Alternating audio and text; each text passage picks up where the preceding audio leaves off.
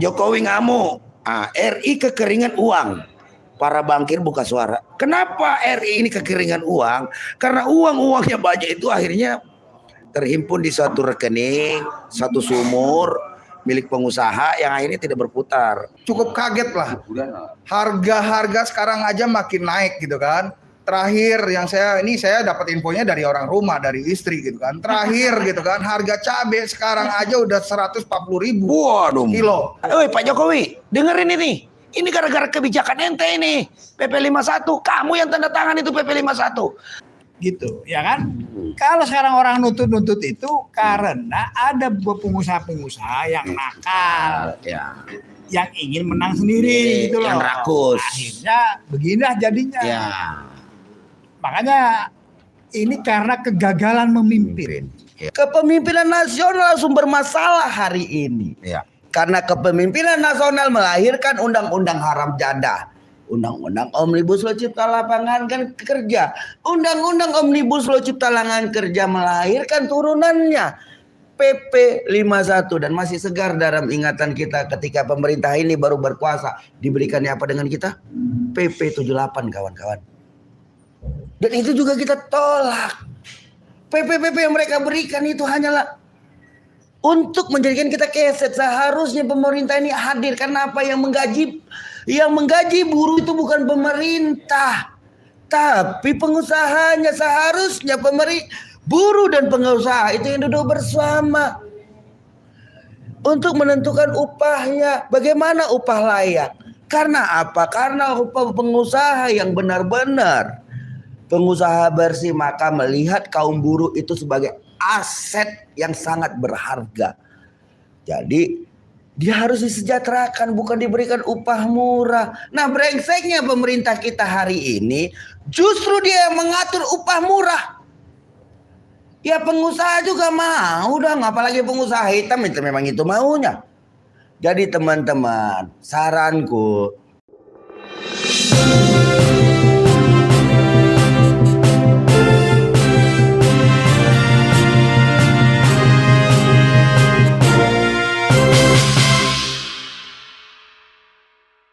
pemirsa Logika Rakyat. Jadi begini, ini prakata dulu dari saya bahwa ternyata setelah kita melakukan investigasi, melakukan observasi terhadap hasil-hasil kenaikan UMK maupun UMP tahun 2024 yang sudah disahkan kemarin, juga mengevaluasi aksi-aksi yang ada, maka kesimpulannya hanya satu, bahwa kenaikan, bahwa para presidium aliansi aksi sejuta buruh dengan ini menyatakan dengan tegas dan keras bahwa kenaikan UMP dan UMK tahun 2024 tidak dapat kami terima karena tidak sesuai dengan aspirasi, ya kan, aspirasi daripada kaum buruh Indonesia. Karena seperti kita ketahui bersama, ini sudah dijelaskan berkali-kali lah pihak pemerintah, ya kan, katanya serap aspirasi, ternyata tidak ada yang diserap tuh, langsung main todong aja, main jadiin PP 51, sehingga akhirnya kemarin menimbulkan gejolak beberapa hari mulai dari tanggal 28, 29, 30, aksi masif di seluruh daerah, terutama di Pulau Jawa, di Jawa Timur, Jawa Tengah, Jawa Barat, DKI Jakarta, dan Banten. Dan kawan-kawan begitu sangat masif sekali melakukan perlawanan itu, artinya memang benar-benar marah sih, karena UMP-UMK itu sama sekali tidak mencerminkan, apalagi ini tidak mencerminkan aspirasi dan ekspektasi daripada kaum buruh yang memang sudah selama rejim Jokowi ini, selama 9 tahun Jokowi memimpin itu, upah itu tidak pernah naik secara maksimal. Dan justru malah hari ini saya baca berita, ini Pak Jokowi justru mulai marah-marah ini. Nah loh, inilah akibat daripada efek upah murah ini, saya bacain ya. Ini berita ini loh. Ini berita di CNBC, itu nyatain begini nih. Nah, Jokowi ngamuk, RI kekeringan uang. Para bankir buka suara. Kenapa RI ini kekeringan uang?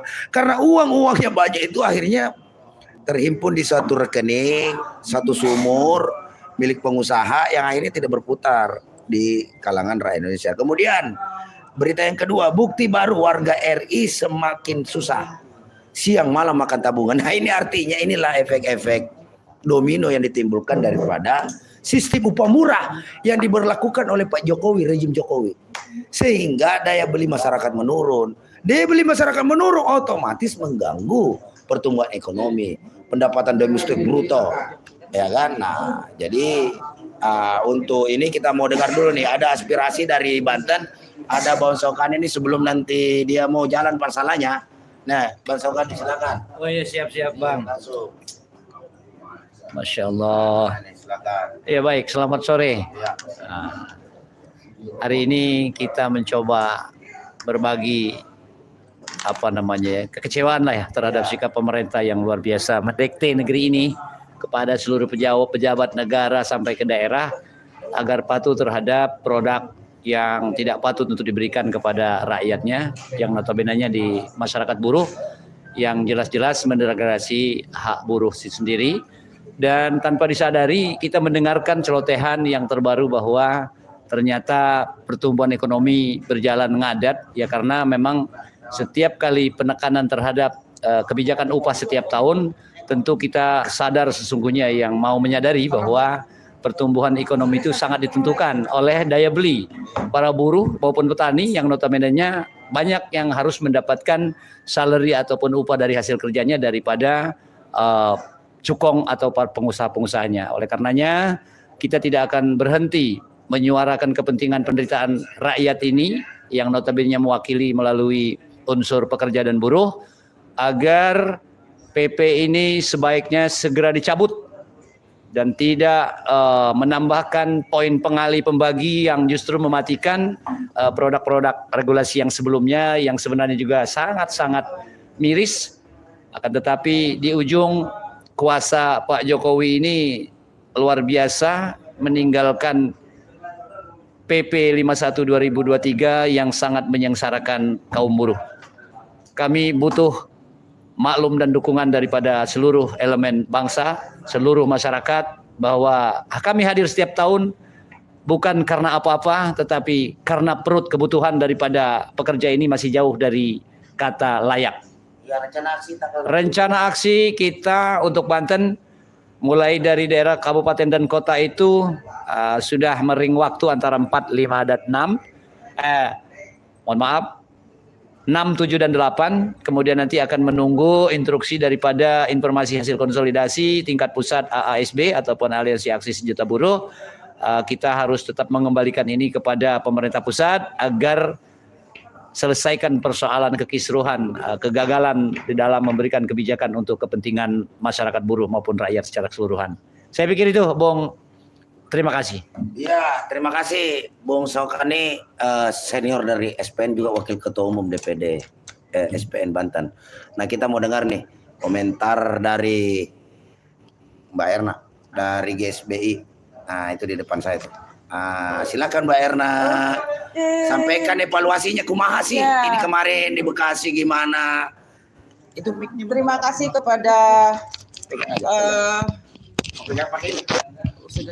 terima kasih kepada Logika Rakyat yang menyiarkan langsung agenda hari ini. Tentunya dari seluruh rangkaian perjuangan upah yang dilakukan oleh kawan-kawan di setiap daerah-daerah di seluruh Indonesia patut diapresiasikan oleh kita semua. Itu adalah aspirasi mereka semua murni dari gerakan buruh yang ada di Indonesia dalam rangka menolak kebijakan pemerintah itu melalui PP 51.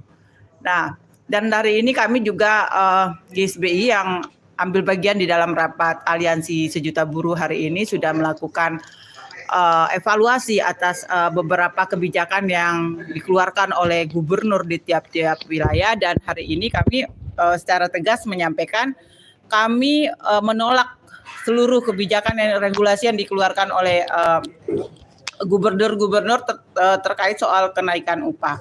Dan kami dari ASB akan terus bergerak melakukan penolakan terhadap PP 51. Dan dalam rangkaian ini kami akan melakukan konsolidasi luas di seluruh Indonesia untuk memaksimalkan aksi nasional kami di tanggal 13, 14 Ya. dalam rangka mencabut Permenaker PP 51. Dan undang-undang Omnibus Law. Ya. Kalau undang-undang Omnibus Law udah harus segera dicabut. Itu karena inilah biang keroknya lahirnya PP 51 ini. Mungkin itu Bapak Daeng. Ya, selanjutnya langsung ke Bung Andi Bedul. Korlap kita di Korlap 1, Korlap DKI Jakarta di Kolasi AXB. Ya, silakan Bung Andi, gimana hasil evaluasinya aksi kemarin di seluruh Indonesia ini, khususnya untuk wilayah Jabodetabek dan Jawa Barat ya, Banten. Itu seperti apa Bung Andi, dan terus seperti apa harapan Bung Andi nanti terhadap gerakan-gerakan buruh ke depan mengenai pengupahan tahun ini? Ya, kalau saya sih sebelumnya salut lah buat buruh Indonesia, terutama yang berada di wilayah Jawa Barat, Banten, dan DKI Jakarta yang sudah menyuarakan yang cukup masif terhadap pemerintah terkait tentang pengupahan 2024. Cuma memang ini sebenarnya bukan salah buruhnya. Buruh sudah menyuarakan, tapi memang ini budak dan tuli kayak pemerintah sekarang gitu kan, budak dan tuli bikin kebijakan PP 51 yang kenaikannya ada alfanya bukan memperbesar malah memperkecil.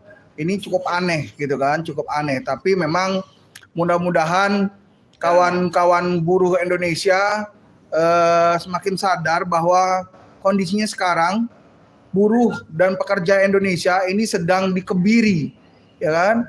Sedang dikebiri oleh pemerintah, sedang dimiskinkan oleh pemerintah. Karena jelas-jelas bayangkan kenaikan upah hanya 1-2%, gitu kan, hanya 1-2%. Sedangkan saya cukup kaget lah, harga-harga sekarang aja makin naik gitu kan. Terakhir yang saya dapat infonya dari orang rumah, dari istri gitu kan. Terakhir gitu kan, harga cabai sekarang aja udah 140.000 kilo. Astagfirullah. Nah, saya tadi ke sini naik tol juga kaget. Ternyata tol naik tadi, yang biasanya 16.000 sekarang jadi 17.000. Waduh. Ini nggak ada informasi kenaikan tol, katanya udah naik aja. Gaji belum naik, gitu kan, udah naiknya kecil, ini tol udah naik pula. Kontrakan juga udah naik. Nah, kontrakan apalagi? 300.000. Apalagi kontrakan, tahu gaji mau naik, kontrakan udah naik duluan kan? Iya, gitu. 300.000 ini lagi. Jadi perkara. Nah, ini mudah-mudahan pemerintah makin melihat lah kondisi ini. Dan banyak berita-berita Jokowi juga tadi disampaikan gitu kan, sudah mulai mengeluh bahwa banyak masyarakat kita yang sudah narik uang-uangnya di bank masing-masing karena tabungannya, karena sehari-harinya sudah tidak cukup dengan upahnya, akhirnya narik tabungannya. Dan kondisi ini membuat perputaran ekonomi yang semakin sulit gitu kan. Nah, ini salah dari pemerintah. Pemerintah tidak berpikir semakin rendah upah buruh maka daya belinya akan semakin rendah. Otomatis perputaran ekonominya semakin rendah. Ini yang harus dipikirkan oleh pemerintah. Nggak tahu nih pemerintah nih otaknya di mana kan gitu kan. Otaknya didengkul apa nggak punya otak sama sekali, saya nggak ngerti gitu kan. Cuma yang jelas kita Aliansi Aksi Sejuta Buruh tetap komitmen dan konsisten dalam menolak PP 51. Kita akan terus menyuarakan ini sampai pemerintah mencabut yang namanya PP 51. Minimalnya yang merevisi gitu kan. Angkanya jangan pakai PP 51 ataupun jangan pakai PP 78. Harus menggunakan yang namanya PDRB. Ya, yang namanya PDRB ini wajib nih. Ini buruh harus layak hidupnya. Kalau hidupnya harus layak berarti upahnya harus layak. Dan upah ini udah konstitusi, yang jelas ini konstitusi ya. Pemerintah harus hadir dalam hal ini supaya rakyatnya bisa hidup dengan layak. Mungkin itu yang perlu saya sampaikan, karena yang jelas kita tetap akan menyuarakan ini ya. Tanggal 6, 7, 8 Aliansi Aksi Sejuta Buruh akan menginstruksikan 6, 7, 8 Desember akan menginstruksikan kepada seluruh SPSB yang bergabung di dalam aliansi institusional buruh untuk melakukan aksi di daerahnya masing-masing. Terutama adalah Banten, Serang, Jakarta, ya, dan Jawa Barat. Lalu tanggal 13-14 kita akan geruduk yang namanya Kemenaker.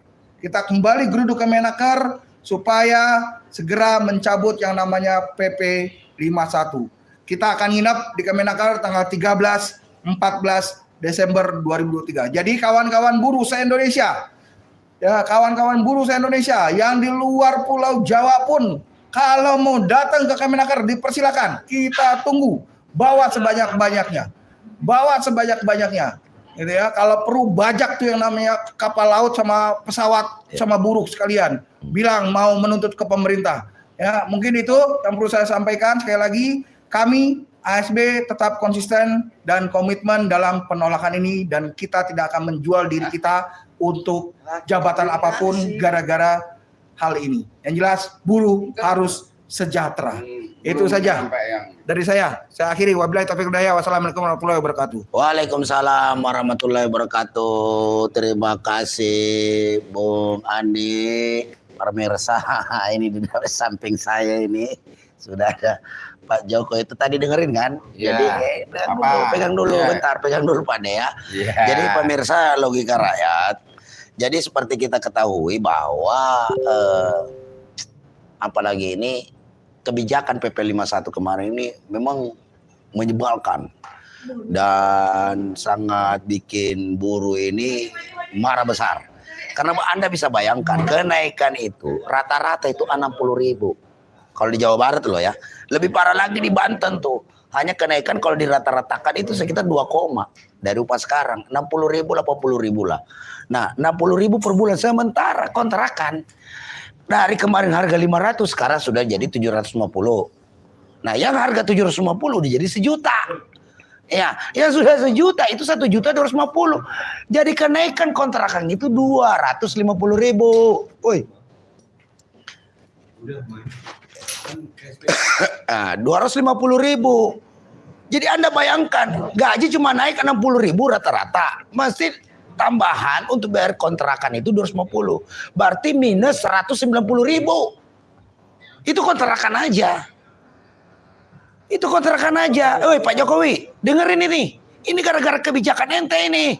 PP 51, kamu yang tanda tangan itu PP 51.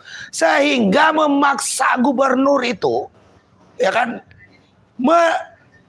menganulir semua rekomendasi-rekomendasi dari bupati dan wali kota. Nah, dilalahnya lagi SK gubernur terkait masalah UMP yang dikeluarkan oleh Jawa Timur itu oleh Menaker dianulir juga.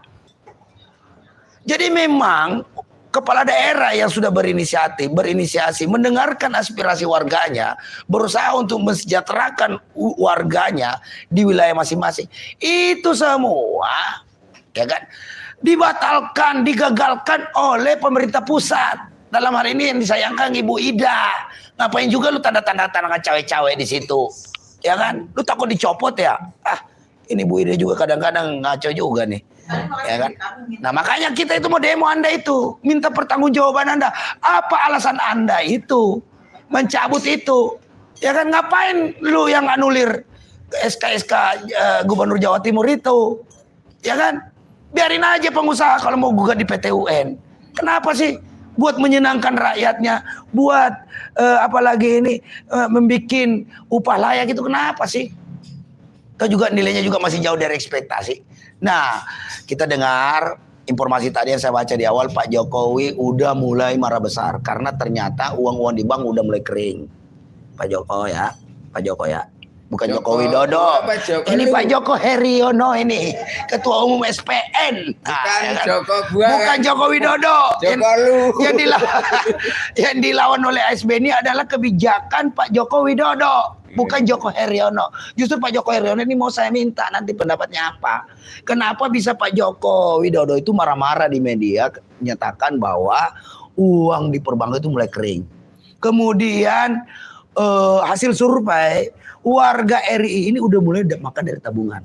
Artinya apakah ini termasuk efek negatif daripada sistem upah murah yang diberlakukan oleh Jokowi yang hanya mau mendengarkan masukan-masukan dari pengusaha, tidak mau mendengarkan masukan-masukan dari serikat pekerja, serikat buruh yang ada. Gimana menurut Ya. Pak Joko? Masalah tabungannya dimakan Iya, karena iya. dulu punya tabungan. Nah itu dia. Nah silakan Sekarang Pak nggak Joko. bisa Nah iya. kelebihan, nggak bisa nabung yang dimakan tabungannya. Nah, iya, silakan Pak Joko. Gimana Pak Joko? Gajinya minus. Masalah pengupahan. Gajinya min. Gajinya minus ya. Ya. Berarti kenaikan sangat kurang. Ini kaitannya policy decision making. Jadi kebijakan yang dibuat oleh pemimpin, jadi upah minimum itu ya apa hubungannya dengan ekonomi real? Upah minimum dengan ekonomi real itu seperti bejana berhubungan, hukum Archimedes. Ya. Iya Pak De. Nah sekarang masuk penerimaan itu dengan pengeluaran tidak sebanding sesuai apa yang dibutuhkan. Ya minus. Jadi berapapun yang diterima keluar lagi. Maka kalau ternyata ada penangguhan, ya, terus penyesuaian upah minimum itu di bawah rata-rata, di bawah apa itu inflasi, ya otomatis itu akan mengurangi putaran uang yang seharusnya terjadi, itu nggak terjadi.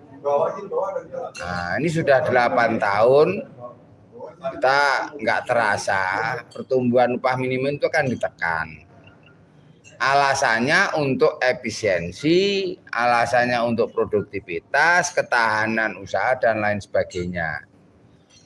Nah, padahal upah minimum itu diukur nilai kecukupannya berkaitan dengan nutrisi gizi untuk kalori.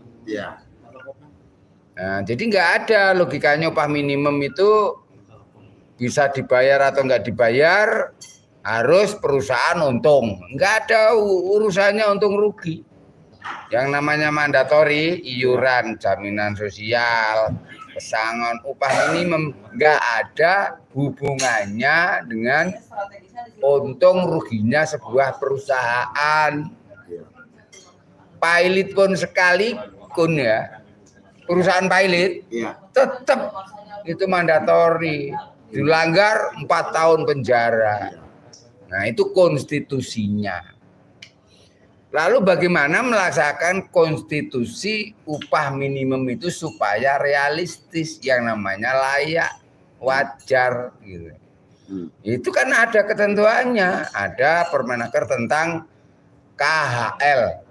Itu udah berapa kali perubahannya, sejak KFM kemudian jadi KHM terus jadi KHL itu. Nah, peristiwa yang heroik kemarin itu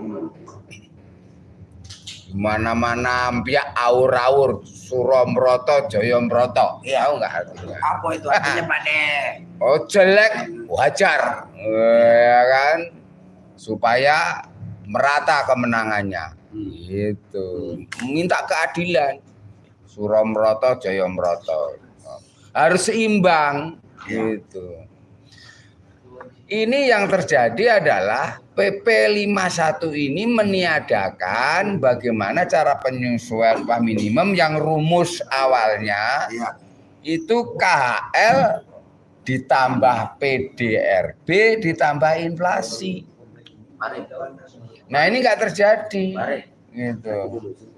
Itu nggak dilakukan hanya dengan konsep upah lama ditambah dengan PDRB lalu ditambah inflasi, tapi PDRB-nya ada kurung-kurawalnya. Kurung-kurawalnya itu yang menghancurkan. Kurung-kurung yang menghancurkan. Nah, artinya kan sama aja, nggak ada PDRB.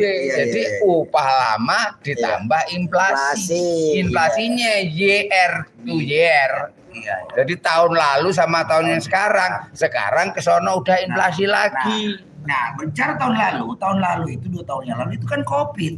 Orang semua di lockdown. Naiknya cuma 3,3 loh itu DKI. Iya. Nah sekarang tidak ada lockdown, tidak ada ini kok jadinya. Nah, gara-gara COVID jadi kopla. Gara-gara COVID ini. Iya. Negara pejabat kita jadi goblok semua. Jadi 8 tahun itu sejak PP 78 2015. Sekarang PP 51 tahun berapa? 2023. 8 tahun nggak menggunakan hergitrasi. Hergitrasi itu diteliti ulang tiap tahun itu. KHL, kebutuhan hidup layak, itu KHL sekarang berubah oleh Jokowi, kebutuhan hidup lali. itu sama isinya indeks harga konsumen. Iya. Jadi kalau yang disebutkan di pasal 88 ABC D, E, F tentang bagaimana mekanisme pengupahan upah minimum itu, yang variabelnya adalah itu apa? Pertumbuhan ekonomi, gitu kan? Inflasi dan indeks tertentu. Indeks tertentu itu tinggal milih pakai IHK-nya KFM. Itu berarti ngukur fisik yang bisa hidup. Atau KHM, kebutuhan hidup minimum, kamu hidup tapi ya melarat gitu. Atau menggunakan KHL, itu isinya indeks harga konsumen. Iya, tapi amanah konstitusi adalah hidup layak, pekerjaan layak. Jadi seharusnya berdasarkan KHL. Layak itu supaya dapat hidup wajar dari waktu ke waktu, tahun ke waktu, bukannya hidupnya. Iya, kalau hidupnya menurun kurang ajar namanya. Iya. Menurung nanti kalau ada tambunan. Iya. Gimana? Iya, betul. Ya kan? Berkelok-kelok. Jadi ini masalah kelogikaan. Ini benar-benar Tidak waras sudah ini. Kebijakan sangat tidak waras. Enggak waras. Iya. Ya kan, bahwa upah minimum itu ilmunya esak. Iya. Ilmunya hasil penelitian. Kalau 2 tambah 2 ya 4. Nggak bisa modelnya sosbud atau esos atau sosiologi gitu, Aku lagi rugi, jangan gede-gede, jangan tinggi-tinggi, order turun. Iya. Mau nggak makan sepiring dikurangi setengah piring? Nggak bisa. Nah, yang harus dilihat gini, KHL pangan, strukturnya itu kan indeksnya. Terus papan, papannya sandang. Papan, rekreasi, pendidikan dan sebagainya. Tiba-tiba itu dinyatakan upah lama. Sementara indeks harga konsumsi itu ketika terjadi inflasi, mana saja yang berinflasi. Ini kan babi buta babi-babiku. Yang naik itu apa cabai, apa beras, apa celana dalam, apa BH. Terus naiknya berapa yang kecil, berapa yang besar, siapa yang tahu? Maka ada yang namanya Dewan Pengupahan yang melakukan survei pasar. Betul, khusus untuk indeks harga konsumsinya kaum buruh. Jadi sebenarnya konsepnya udah ada. Sudah, Mas. Sudah ada. Kamu ngeyel loh jadi BPS. Makanya. Kalau di BPS namanya indeks harga konsumen, IHK.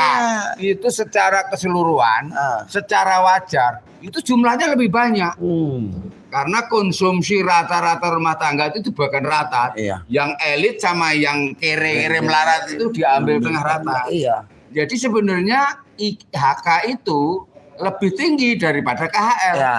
Jadi seharusnya karena konsep udah ada, ini kan sebenarnya pemerintah Jokowi ini tinggal political will-nya.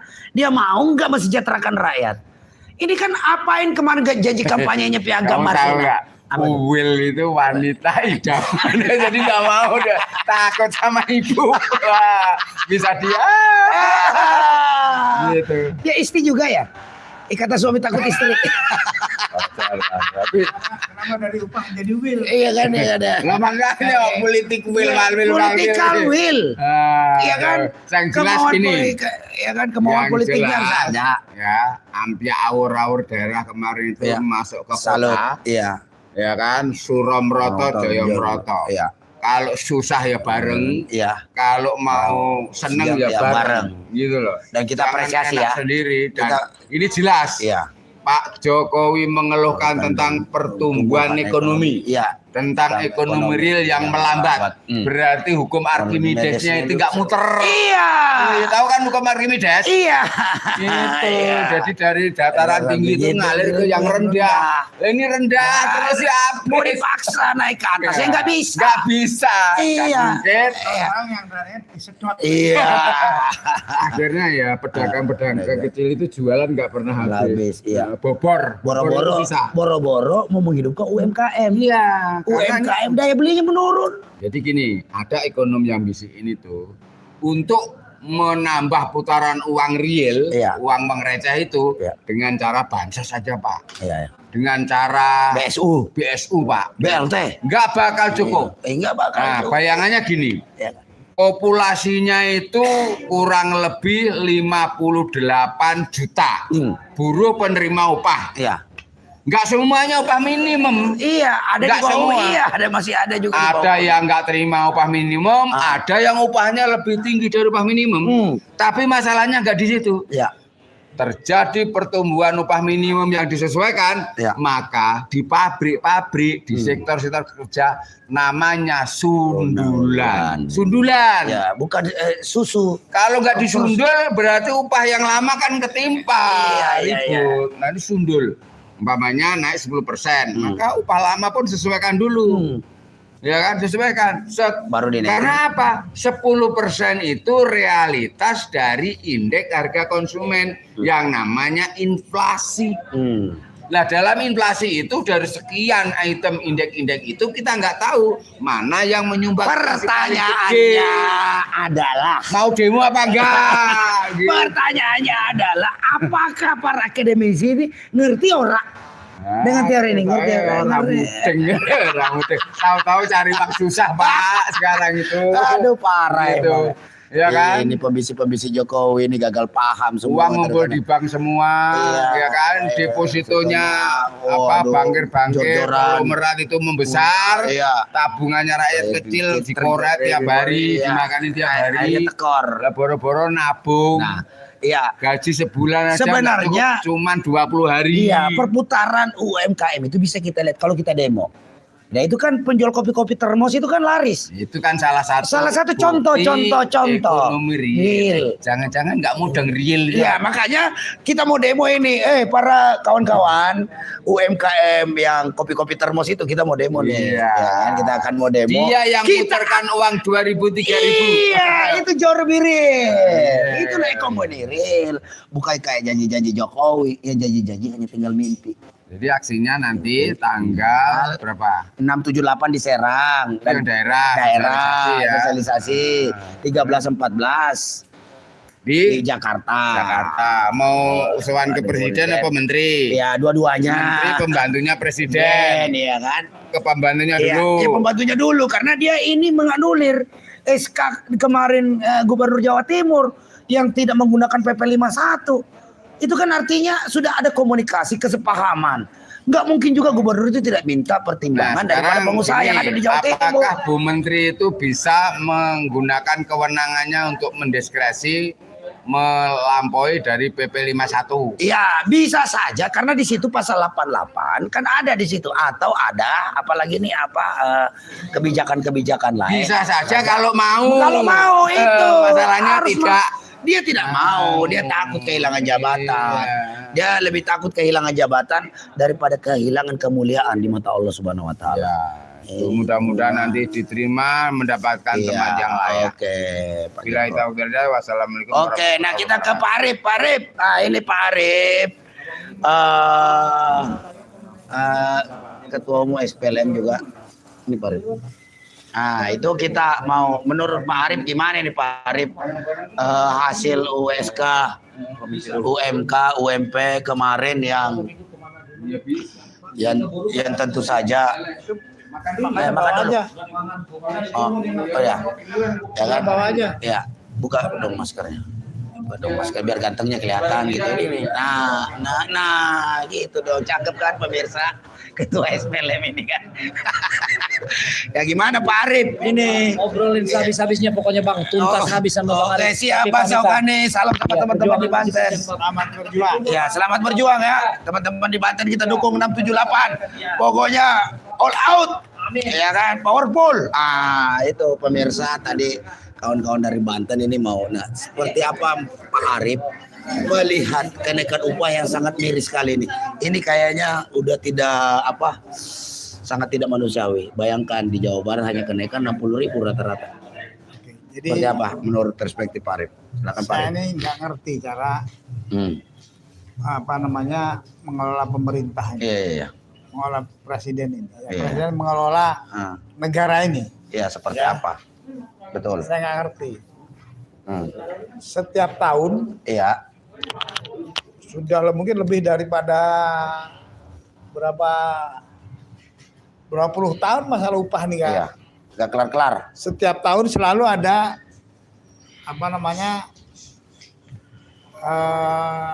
keramaian lah. Iya. Berarti kan kalau sekali 2 kali diulang saja itu seperti keledai. Iya. Ini puluhan Hanya kali karena ada diulang. pepatah menyatakan hanya keledai yang jatuh di lubang yang sama 2 kali. Iya. Padahal nih, saya urut dulu ya. Iya. Undang-Undang nomor 13 Hmm. dan pasal itu tidak direvisi oleh Omnibus Law, Iya. bahwa untuk upah Iya. pemerintah membuat perencanaan upah ke depan, Iya. gitu. Ini jelas Undang-Undang 13 itu, Iya. itu kan undang-undang perintah Iya. bahwa pemerintah membuat rencana Iya. upah ke depan. Hmm. Rencana itu bisa pendek, Bisa panjang. panjang ya. Iya. Sehingga tata kelola tentang upah Pak. Hmm. itu bisa dengan pengusaha, ya kan? Itu bisa dibicarakan dari Iya. awal. Apalagi kita ada LKS, Lembaga Kerjasama. Oh ya, Tripartit. Pak Arif kan juga salah satu anggota LKS Iya, Tripartit salah Nasional satu. yang Iya. di-SK-kan oleh Presiden Jokowi. Presiden. Loh. Jangan salah. Nah, kemarin saya sudah sampaikan. Jadi dia setara dengan kementerian itu. Saya sudah sampaikan. Ya, LKS itu produknya sebagai masukan Kepada Presiden. untuk membuat kebijakan. Ya, kepada Presiden Presiden, membuat kebijakan tentang ketenagakerjaan. Oh, khusus bidang termasuk ketenagakerjaan. upah. Iya.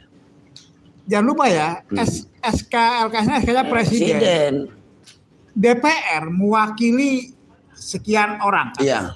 Lah, LKS ini mewakili buruh dan pengusaha. Iya. Dari pengusaha ada, dari buruh ada. Iya. 15-15. Iya. Ya, ini mulia sebetulnya. Iya. Buruh 158 juta. Ya kan? Nah, bagaimana kan itu? Nah, ini kan harus diberesin dari situ. Iya. Bagaimana membuat perencanaan jangka panjang. Jadi ya bukan hanya stempel, makanya Hanya sekadar datang rapat. sekitar saya jadi anggota LKS, saya udah langsung ingin buat perubahan situ. Ini rubah lah. Ya. Ya, jadi marwah ini harus ada. Disodorin draft aja tinggal tanda tangan dilegitimasi. Iya, Selama ini kita- terjadi kan begitu. Kan sekarang kan ada draft PP, draft apa saja. Iya, masuk aja suruh baca, semua. suruh Iya, nanya. Iya. Hanya sehari aja. Iya. Masa urut bikin Wah, di undang-undang hotel, sehari. kemudian Iya. selesai. Iya, Gimana? Nggak bisa, itu harus dibicarakan dari awal. Dan jelas runutannya. Berapa hari, ya kan? Udah DPR aja sampai berapa bulan. Iya. Kok Ini bikin? buat undang-undang hanya itu. Iya, kayak bikin surat cinta aja. Kalau mau gitu mah nggak usah pakai LKS, Iya. bikin aja. Iya. Itu undang-undang bubarin aja itu. Iya. Undang-undang dasar segala macam ya kan gitu. Kalau mau maunya sendiri. Nah, itu ada pengusaha, ada buruh. Iya. Mau ribut lah. Nah, basa Jawa nek sampai elek ngamek. Ribut di situ. Iya. Itu loh, ya kan? Nah, itu di ketuanya menteri. Makanya dari situ dulu ya. Jadi saya kembali kepada upah. Undang-undangnya, kalau undang-undang dasar itu mengatakan bahwa buruh pekerja berhak mendapatkan upah yang layak, kehidupan yang layak, bahasa. Iya. Ya kan? Iya. Lah, makanya sekali lagi saya ulang nih, pemerintah membuat perencanaan tentang upah itu, tentang upah minimum itu, ya kan? Gitu, upah minimum, upah yang kerja 5 tahun, Iya. yang udah 10 tahun, Upah yang 15 sektoral. tahun, upah sektoral, upah Iya. itu. Kenapa ada upah sektoral? Hmm. Karena memang perusahaan di Indonesia ini bervariasi. Iya. Ada perusahaan yang kemampuannya tinggi, Iya. bisa menggaji 10 juta, 15 juta, bahkan 20 juta. Iya. Ada yang hanya bisa menggaji misalnya 5 juta, 4 Iya. juta. Itu sektoral, Nah. kemampuan dari perusahaan itu. Masa perusahaan tambang Nah. sama harganya dengan perusahaan mebel kan beda. Kalau gini, sehingga perusahaan yang merasa yang kuat bisa 10-20 juta, Iya. bayar aja upah minimum Iya. plus. Hmm. Upah minimum 5 juta, Iya. plus kasih aja 1 juta, 2 Iya. juta, 7 juta. Iya. Dia udah merasa, saya di atas upah minimum 2 juta. Ya. Padahal dia punya kemampuan Hmm. 2 kali lipat. Iya. Nah, yang gitu-gitu ini nggak jeli pemerintah, nggak Iya. ngerti. Betul. Jadi kalau bahasa saya filosofi tentang Hmm. upahnya nggak ngerti. Iya, iya, iya. Gitu loh. Makanya Kalau ada menimbulkan masalah perusahaan terus ya. kalau ada perusahaan yang pas-pasan, Hmm. bila perlu APBN membantu dia, Iya. bantu. Karena sebagai penyumbang Karena- pajak juga. Iya, pertama, yang kedua, ini untuk jadi pengusaha tuh nggak main-main. Iya. Uang dia bisa habis. Iya. Berani jadi pengusaha itu harus dihargai oleh negara. Iya. Karena invest itu nggak sederhana. Iya. Buktinya Omnibus Law kan ingin mengambil investor dari luar. Iya. Mana? Memudahkan investasi untuk Iya. menjalankan usahanya, tetapi bukan lantas mengorbankan Ya, kepentingan yang pekerjaannya. yang di lokal di dalam negeri, Iya. pengusaha yang kecil dibina menjadi kecil menjadi menengah, menjadi besar, besar menjadi pemain internasional. Internasional. Tirulah Cina itu, Betul. dibantu itu Hmm. untuk menerobos kemana saja. Ya. Gitu. Kalau perlu pakai negara dulu. Gitu. Yang ada habis dipelorotin. Apalagi mau pemilu begini. Ini itu Ya kan? filosofinya dulu itu Iya. tentang bagaimana negara hadir dalam ini, pemerintah. Hmm. Ya, makanya sekali lagi nih, nggak bisa sembarangan orang milih Ya. presiden itu. Nah, Karena jadi menentukan- upah ini menurut Pak Arif siapa yang salah? Bupati kah? Wali kota kah? Gubernur kah? Menteri kah? Atau Pak Jokowi? Yang mana yang salah ini? Perjelas Gini ya, dong. yang penanggung jawab terbesar itu presiden. Iya.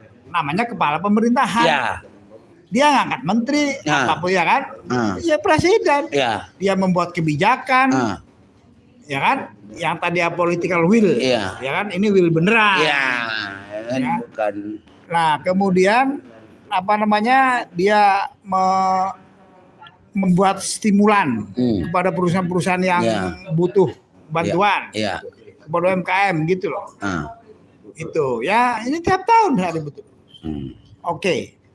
Nah, sekarang gini, upah minimum, ya kan? Sekarang ini saya kembali yang tadi ya, kan ada yang sektoral dan lain-lain ya kan tadi ya kan. Ya. Nah, sekarang ini upah minimum dijadikan kenaikan gaji untuk orang yang kerja 5, 10, 15, 20 tahun. Iya. Yang demo-demo itu ya apakah anak-anak baru? Bukan anak baru itu. Upah minimum kan orang untuk 0 tahun. Iya. Di bawah 1 tahun. Di bawah 1 tahun. Lajang. Ya, 0 tahun lah. Di bawah Iya. 1 tahun apa? Iya, 0 tahun. Iya, kan? iya, iya. Memang ada di bawah 1 tahun, 2 tahun. 0 tahun. Iya, 0 tahun dan lajang. Ya, dan lajang. Iya, single. Lah, yang demo ini Iya. orang yang kerja 5, Iya, 10, 20 tahun. Anaknya udah Dan 3 punya orang. istri, hanya 3 orang. Artinya apa? Ada kesalahan. Iya. Bahwa upahnya dia itu naik kalau upah minimum naik. Namanya upah sundulan jadinya, ya Iya, kan? iya. Disundul. Iya. Gitu loh, bayangin ya. Upah untuk orang yang bekerja 5, 10, 20 tahun dengan anak 3. Istri 1 lah, nggak mungkin susah 2 lah, ya kan? Ya. Gitu ya kan? Istri 1, anak 2 atau 3. Upahnya itu di daerah upah minimum. Untuk lajang. Masuk Hanya akal ukuran nggak? iya, nggak masuk di akal karena masih ada 4 Ini produk kan lagi yang ditanggung. yang mereka itu yang kita pertarungkan sekarang ini, ya ribut-ribut ini, itu bukan realitanya, bukan untuk yang setahun, Iya.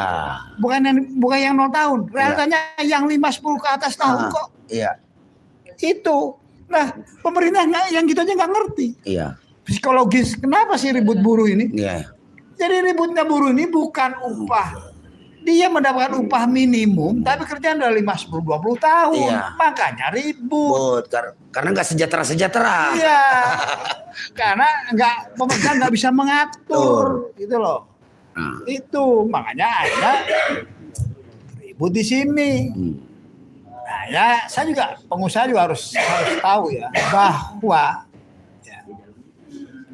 bahwa pemerintah ini sekarang ini ya pengusaha itu dibiarkan bertarung sendiri, bertarung bebas di hutan rimba lah, yang kuat menang. Ya kan modal kapitalis itu. Kapitalis itu nggak gitu-gitu amat. Ya kan, itu pengusaha itu. Ya. Yang kedua, di Indonesia pengusaha itu oleh pemerintah, buruhnya tanggunganmu semua. Mulai dari anak, istri sampai masa tua tanggungan kamu. Seolah-olah begitu kasarnya, ya kan? Enggak begitu. Gitu loh. Tidak begitu. Ya. Pengusaha itu bayar pajak. Pajak itu bisa dipakai untuk bagaimana menjadi stimulus juga. Menjadi stimulus atau membuat subsidi bisa mensejahterakan buruh selain upah. Selain dari perusahaan. Kalau perusahaan jelas upah. Sekarang kan semuanya pengusaha suruh nanggung. Kan gempor pengusaha kalau semuanya ditanggung. Saya ini fair ya. Pemerintah saya adil ya. Pemerintah ada saya bela. Gitu loh. Gitu, ya kan? Kalau sekarang orang nuntut itu karena ada pengusaha-pengusaha yang nakal, yang ingin menang sendiri, gitu loh. Yang rakus. Akhirnya beginilah jadinya. Makanya ini karena kegagalan memimpin. Betul. Kegagalan mau tahu. Kenapa? Karena ilmunya nggak punya. Gitu loh. Itulah ilmu dalam Al-Quran disuruh orang berilmu. Orang berilmu dinaikkan derajatnya. Orang berilmu bukan penguasa. Penguasa itu lebih tinggi kalau dia adil. Masuk surga tanpa hisab. Tapi kalau nggak adil, Anda masuk neraka tanpa hisab juga. Keraknya lagi. Ini langsung ditendang. Kalau pemimpin itu, maka Anda jangan main-main jadi pemimpin itu. Jangan mentang-mentang sok kuasa kemudian gunakan semuanya. Nah gitu loh. Nah itu yang ingin saya katakan. Ya saya tidak bahas teknis detail lah. Ya kan. Tapi yang jelas kita tiap tahun ada acara demo upah dan lain-lain. Itu menandakan kegagalan penguasa. Dalam hal ini presiden. Kegagalan presiden dalam membuat stabilitas, suasana kondusif, suasana stabilitas untuk masalah di ketenagakerjaan, usaha. Usaha. Iklim usaha di Indonesia. Gitu. Ya, yang kemudian akhirnya yang jadi masalah seluruh masalah seolah-olah buruh yang punya masalah. Padahal bukan buruh. Yang punya masalah nggak stabil usaha Indonesia itu adalah pemerintah sendiri. Hanya buruh disalahkan, nuntut ini bukan. Macetin jalan. Bukan itu. Padahal ini mah. Itu kan namanya unjuk rasa. Ya kan? Unjuk rasa bolak-balik orang jengkel. Nggak jengkel ya, namanya orang jengkel bisa kemana aja. Bisa liar kemana aja gitu loh. Itu harus dihitung. Gitu loh. Kira-kira begitu. Oke, baik. Begitu ya? Jelas lah aturannya jelas lah. Masalah aksi kita. Jadi gini, kepada kawan-kawan. Daerah itu Anda sudah hebat perjuangan Anda. Berhasil atau tidak kita hanya berusaha. Karena hasil hanya prerogatif Allah. Ya, jangan lupa. Mungkin masih banyak buruh-buruh takut untuk demo, takut PHK dan lain-lain, sehingga kita belum diberikan kemenangan. Ya, nah, itu ada waktunya saat ini. Ya, mudah-mudahan ke depan Anda jangan takut. Ya, untuk bagaimana berjuang. Karena niatkan perjuangan itu lillahi ta'ala. Ya, usaha untuk memperbaiki nasib, memperbaiki kesejahteraan buruh. Kira-kira gitu. Maka demo itu harus besar. Harus punya kekuatan yang bisa dihitung oleh pemerintah oleh presiden. Yang menggetarkan. Kekuatan yang menggetarkan, yang bisa mengancam gitu. Iya. Kalau demonya tidak bisa mengancam, ya sudah begini saja, ya kan? Kira-kira gitu. Ya. Ya, seperti itu. Jangan diartikan kekuatan mengancam kemudian kita akan mengancam supaya Anda mundur presiden. Ya. Tidak. Kita itu kekuatan yang mengancam itu Pak ada yang salah itu. Ya. Beresin. Ya kalau nggak beres-beres ya kan terpaksa. Iya betul. Dan saya yakin lah kalau merasa terancam pasti diberesin. Kan masalah tidak merasa terancam, nggak diberesin itu. Iya. Gitu ya, jangan salah paham ya. Masalah-masalah yang kayak begini. Kita ini murni untuk bagaimana buruh sejahtera.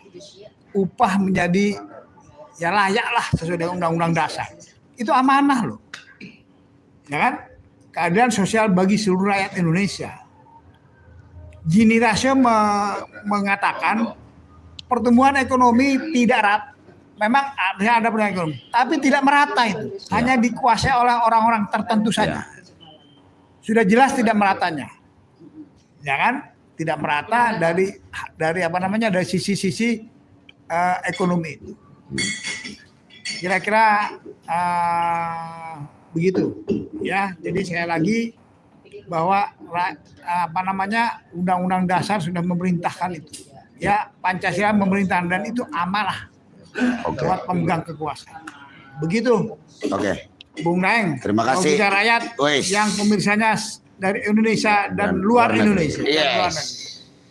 Begitu, terima kasih.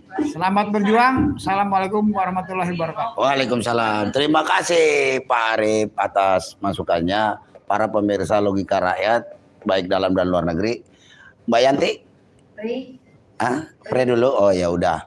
Jadi pemirsa Logika Rakyat dimanapun berada, baik dalam dan luar negeri. Itu tadi pandangan daripada para pimpinan-pimpinan Aliansi Aksi Juta Buruh yang sudah melakukan rapat koordinasi dan konsolidasi sekaligus juga mengevaluasi. Karena jargonnya ASB ini adalah aksi, evaluasi, diskusi. Kita aksi, kemudian kita evaluasi, kita diskusikan, kita aksi lagi. Makanya namanya Aliansi Aksi Juta Buruh. Ya kan, karena percaya bahwa hanya dengan aksi-aksi kaum buruh lah kita mampu merubah segala bentuk penindasan, segala bentuk penghinaan kepada kaum buruh oleh baik itu yang dilakukan oleh rejim yang berkolaborasi dengan pengusaha yang tidak bertanggung jawab dan pengusaha-pengusaha jahat.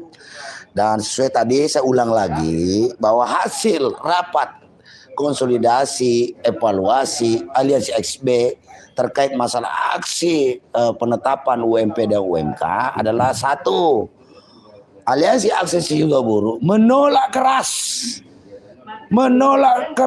dan tegas semua surat keputusan gubernur yang telah mengesahkan upah minimum provinsi dan upah minimum kabupaten kota.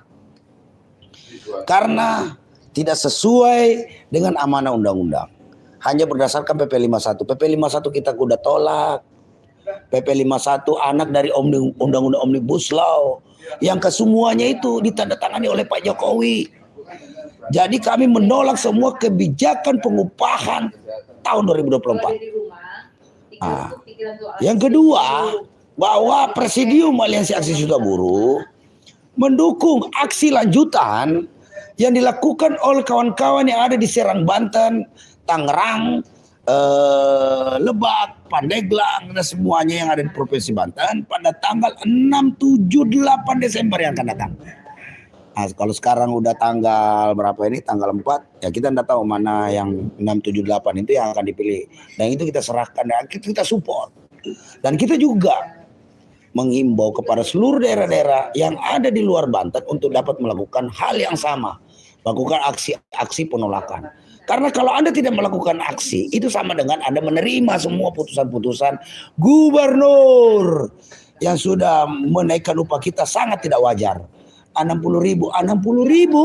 Kalau dibagi 30 itu hanya 2.000. Ya kan? Sama dengan harga masuk toilet di Jakarta, pemirsa. Masa buruh juga masih mau diam-diam baik? Udah tahu dikasih dengan itu penghinaan bagi kita. Seharusnya kenaikan upah yang sudah bertahun-tahun ini tidak naik-naik secara normal, sejak Jokowi berkuasa ini harusnya berlipat ganda. Dan harusnya di penghujung masa periode Pak Jokowi ini mbok ya bahagiakanlah rakyat Indonesia itu. Jangan seperti begini terus Pak Jokowi. Begitu betapa merananya, suramnya nasib kaum buruh Indonesia ini di zaman rejim Jokowi. Nah, kemudian yang ketiga adalah bahwa pada tanggal Presidium Aliansi Aksi Sejuta Buruh juga telah menyepakati akan melakukan aksi nasional pada tanggal 13-14 Desember. Khusus untuk daerah Banten, DKI Jakarta dan Jawa Barat itu akan dimobilisasi kawan-kawan aksi kita ini untuk masuk ke Jakarta. Mau sampai di mana terserahlah, berhentilah di situ kalau kamu udah sampai di mana. Yang jelas semua mengarah ke Jakarta. Kita akan duduki kantor Kementerian Tenaga Kerja karena Kementerian Tenaga Kerja lah yang paling bertanggung jawab.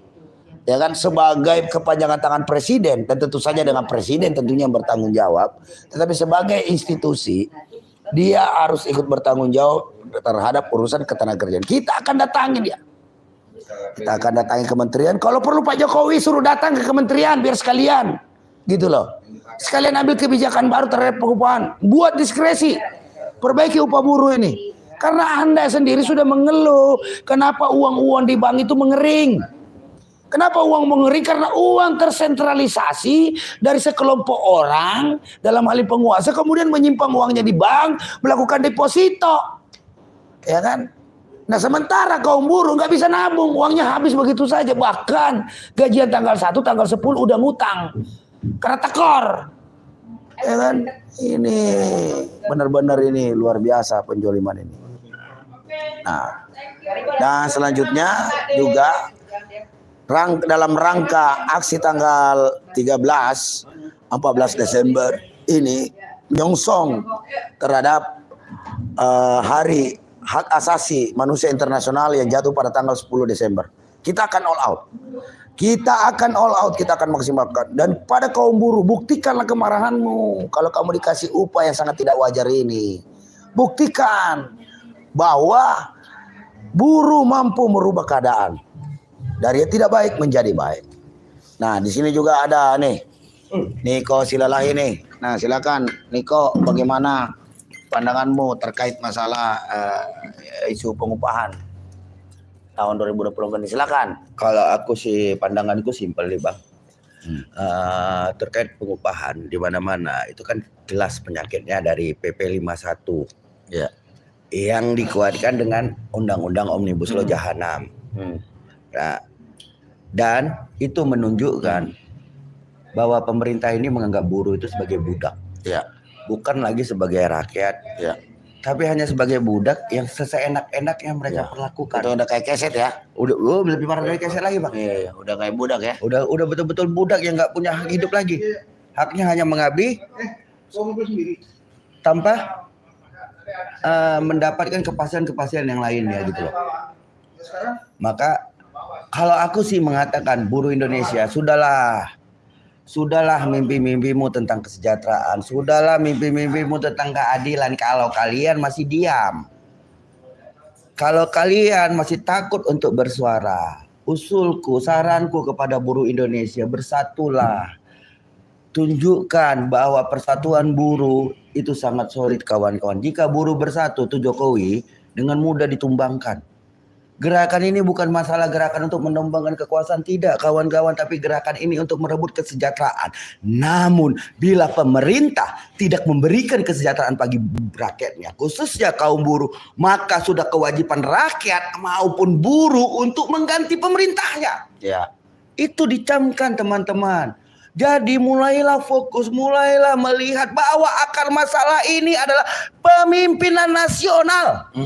Kepemimpinan nasional sumber masalah hari ini. Ya. Karena kepemimpinan nasional melahirkan undang-undang haram jadah. Undang-undang Omnibus Law Cipta Lapangan Kerja.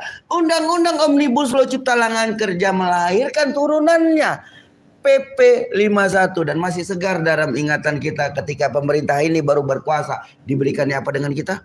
PP 78 kawan-kawan. Dan itu juga kita tolak. PP yang mereka berikan itu hanyalah untuk menjadikan kita keset. Seharusnya pemerintah ini hadir. Karena apa? Yang menggaji buruh itu bukan pemerintah, tapi pengusahanya. Seharusnya buruh dan pengusaha itu yang duduk bersama untuk menentukan upahnya. Bagaimana upah layak?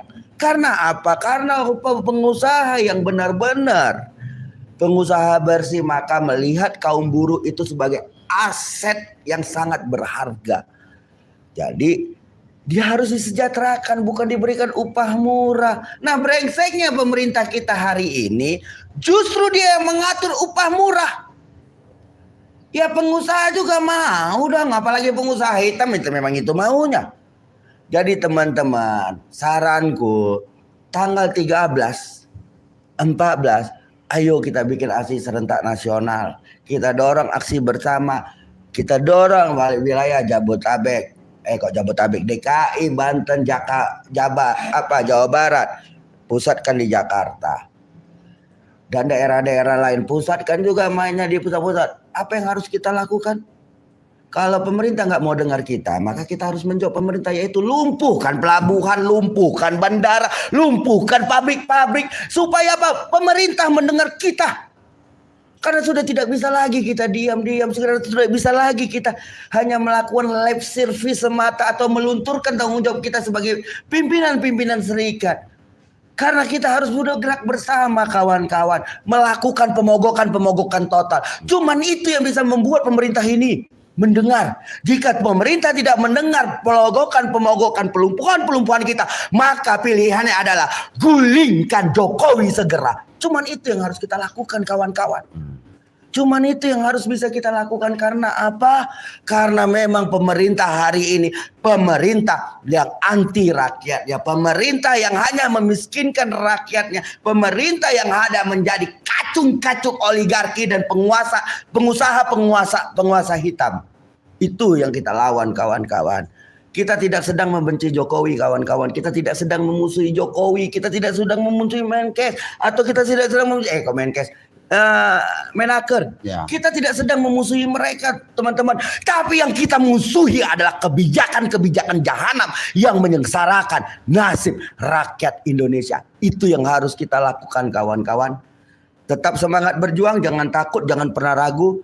Salam dariku, Niko Silalai. People power. Yes, mantap. Demikian pemirsa Logika Rakyat.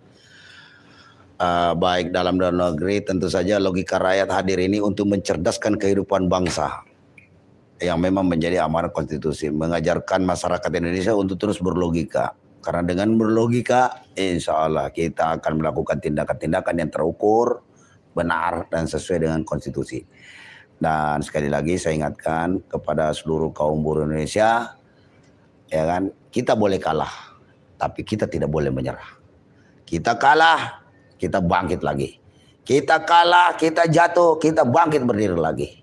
Ya kan, tapi begitu kita menyerah, saat itu juga Anda sudah pasti kalah. Jadi kalah belum tentu menyerah, ya, tapi menyerah sudah pasti kita kalah. Ya, karena kalah sudah kita dapatkan. Bahkan sebelum kita mulai perlawanan ini, yang kita mau adalah kemenangan bagi rakyat semesta. Tetap bangkit, tetap berjuang, dan pantang menyerah. Hidup hanya sekali kawan, setelah itu mati. Namun sebelum kematian itu tiba,